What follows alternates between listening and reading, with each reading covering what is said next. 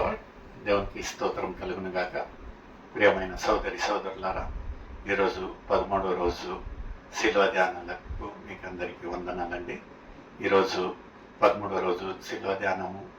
మనము వాక్య సందేశం వెళ్ళక ముందు ఒక చిన్న ప్రార్థన చేసుకుందాం. మమ్మల్ని మిక్కిలిగా ప్రేమించిన దేవానికి వేలాది స్తోత్రం. గడిచిన 12 రోజుల శిలువ ధ్యానాలలో మమ్మల్ని నడిపించిన విధానం కొరకే స్తోత్రం ప్రభా. ఈ యొక్క 12 రోజుల ప్రభా మమ్మల్ని ఎంతగానో ఆత్మీయంగా బలపరిచిన దేవానికి వేలాది స్తోత్రం ప్రభా. మేము శిలువ ధ్యానం చేస్తూ మీకు ఇంకా సమీపంగా అయ్యేదానికి ఇచ్చిన అవకాశం కొరకే నీకు వేలాది స్తోత్రం. ఈరోజు ప్రభా 13వ రోజున ప్రభా మేము అడుగు పెడుతుండగా మీ మహిమకరంగా ప్రభా మమ్మల్ని నడిపిస్తారంటూ యేసయ్య పరిశుద్ధ నామం అడిగి వేడుచున్నాను తండ్రి, ఆమేన్. దేవునికి స్తోత్రం కలుగును గాక.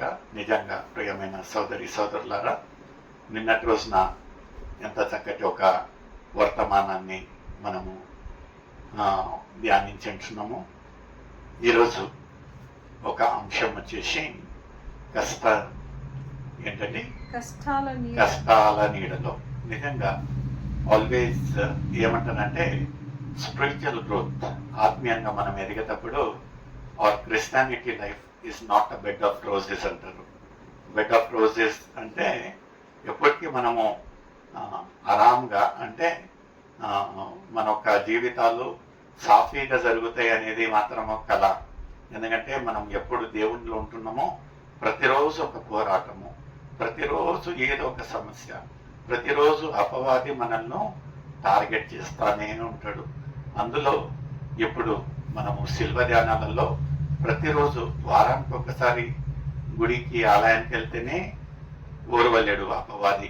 ఇప్పుడు ప్రతిరోజు మనం దేవునికి సమీపంగా ఉంటుండగా అతనికి ఇంకా కడుపులో మంట. అది ఏదో రీతిగా మన ఒక జీవితాలలో అలజడి, అనుకోకుండా ఒక సర్ప్రైజ్ ప్రాబ్లం, మనం దాని గురించి ఊహించుకోలేము. అలాంటి ఒక సమస్య వచ్చి మన ఒక జీవితాలలో పడిపోతుంది. నిజంగా ప్రియమైన సోదరి సోదరులారా, ఈరోజు అయితే దేవుడు ఎంత చక్కగా నిన్నటి రోజున పాపము నుంచి విముక్తి అనే ఒక చక్కటి అంశం గురించి మనం మాట్లాడుతున్నాము. ఈరోజు ఇంకా ఏముంటున్నదండి, కష్టాల నీడ. నిజంగా మనము ఈ యొక్క శిల్వ ధ్యానంలో యేసయ్యతో నడిచే ఒక ప్రయాణము చాలా ఈజీగా ఉండేది కాదండి. ప్రతిరోజు మనకు కష్టము. ఈరోజు ఎన్నికబడిన ఒక పాఠము లూకా రాసిన సువార్త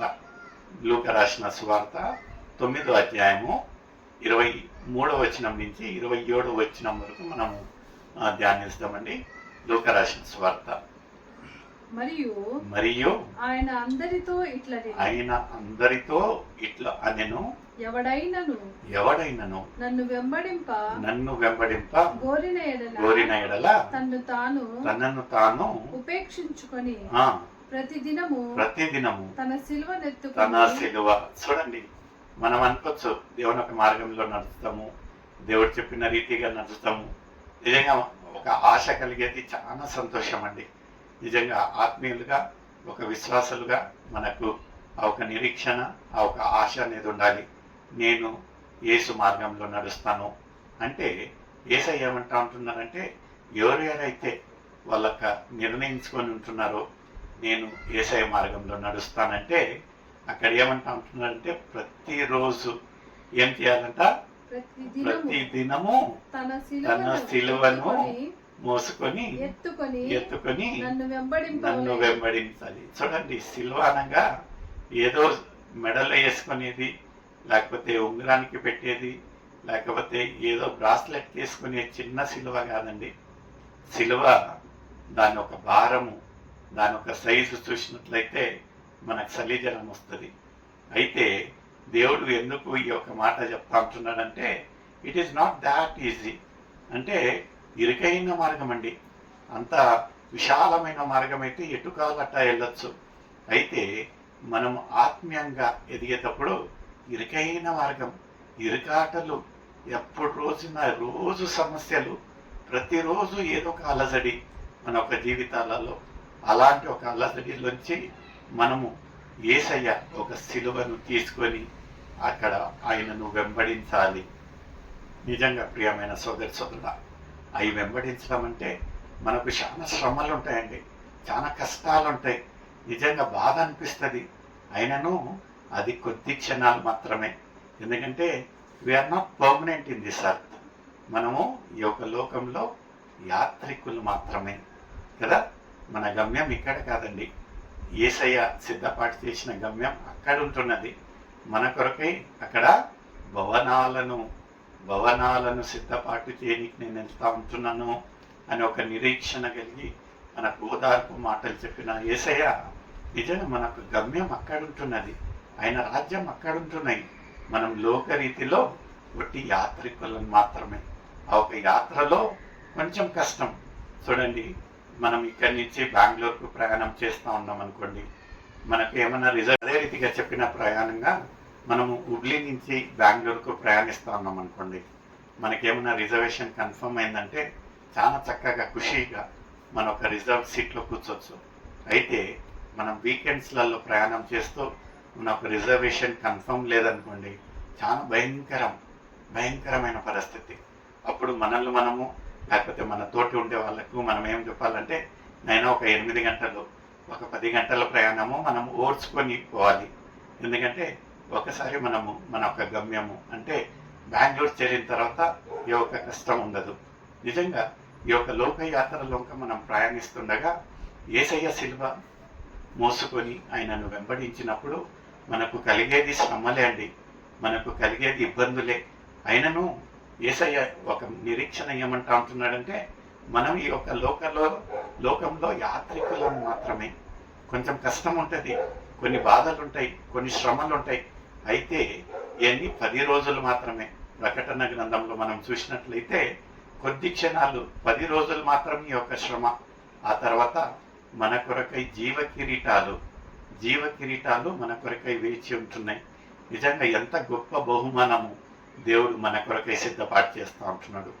నిజంగా ఎంతో ఆశ కలిగించేది, ఎంతో ఓదార్పు కలిగించేది, ఎంతో సంతోషం కలిగించే ఒక వార్త ఏముంటున్నదంటే, ఆయన ఒక శిలువను మనము ఈ యొక్క లోకయాత్రలో మోసుకొని ఆయనను వెంబడించినట్లయితే, వెంబడించడం అంటే ఊరికే వెంబడించేది కాదండి.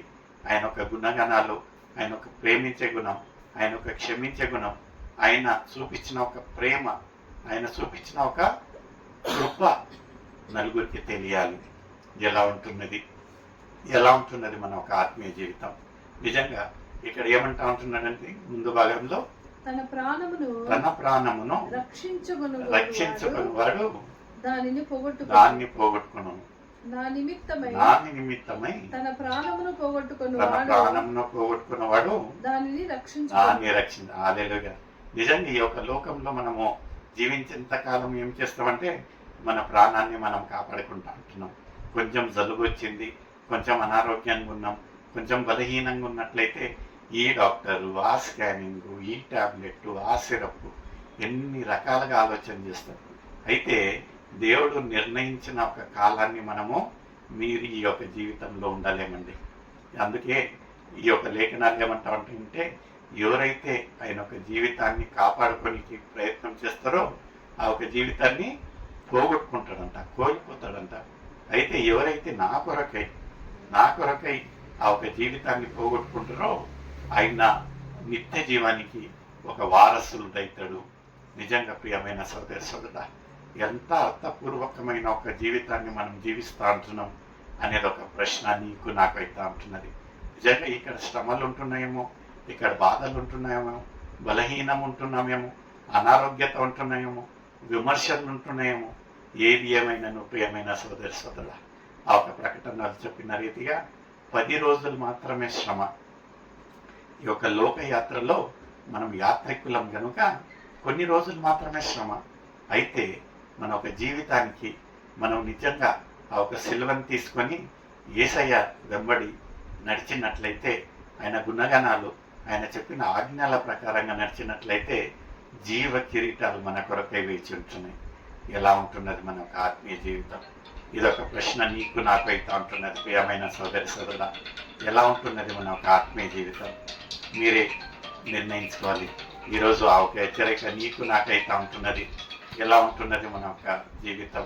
నిజంగా మనం యేసయ్యలో ఎదుగుతూ ఉంటున్నామా? నిజంగా ఆత్మీయులుగా విశ్వాసులుగా ఆ ఒక సిలువని ఎత్తుకొని నడుస్తూ ఉంటున్నామా? ఒక ప్రశ్న నీకు నాకు అయితా ఉంటున్నది. ఆఖరి భాగంలో లేఖనాలు ఎంత చక్కటి ఓదార్పు మాటలు మాట్లాడుతూ ఉంటున్నాయంటే, ఒకడు లోకమంతయు లోకమంతయు సంపాదించి తనను తాను పోగొట్టుకొని ఎడల లేక నష్టపరుచుకొని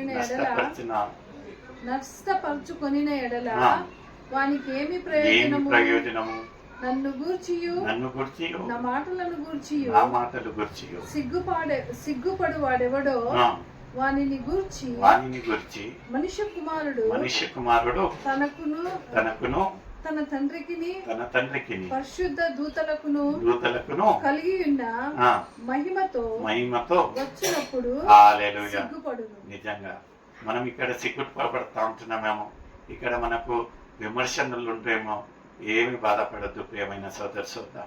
లోకంలో ఆయననే మొదటిగా వాళ్ళు ద్వేషించారంట. ఇంకా మనం ఏ పాటి వారము?